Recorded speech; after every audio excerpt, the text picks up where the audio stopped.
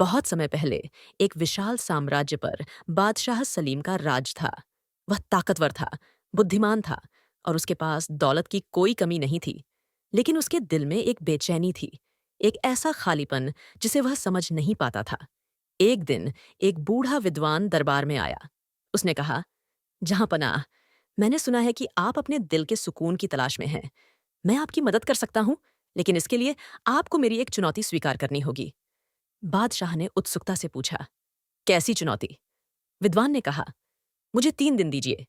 मैं आपके राज्य का सबसे बड़ा दर्द ढूंढ कर लाऊंगा, लेकिन आपको वादा करना होगा कि आप उसे समझने की कोशिश करेंगे। बादशाह ने सहमति दी।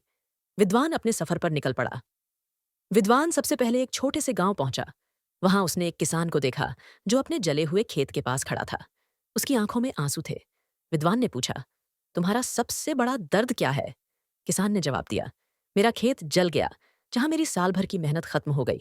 लेकिन इससे भी बड़ा दर्द यह है कि मेरा बेटा बीमार है और मेरे पास उसका इलाज कराने के पैसे नहीं हैं। विद्वान ने उसकी बात सुनी और आगे बढ़ गया। अगले गांव में वह एक व्यापारी से मिला। व्यापारी एक सुनहरी गाड़ी में बैठा था, लेकिन उसके चेहरे पर चिंता थी। तुम्हारा सबसे बड़ा दर्द क्या है? विद्वान ने पूछा। व्यापारी ने कहा, मुझे व्यापार में भारी घाटा हुआ है, लेकिन इससे भी बड़ा दर्द यह है कि मेरी इकलौती बेटी शादी के बाद मुझसे दूर हो गई। मैं उसे हर दिन याद करता हूं। विद्वान ने यह भी सुना और अपनी यात्रा जारी रखी। 3 दिनों तक विद्वान ने गांव-गांव घूमकर लोगों से उनके दर्द के बारे में पूछा। किसी माँ ने अपने खोए हुए बेटे का दर्द बताया, तो किसी बच्चे ने भूख की तकलीफ। हर जगह हर इंसान अपने दर्द के साथ जी रहा था। 3 दिन बाद विद्वान दरबार में लौटा। उसके हाथ में एक खाली थैली थी।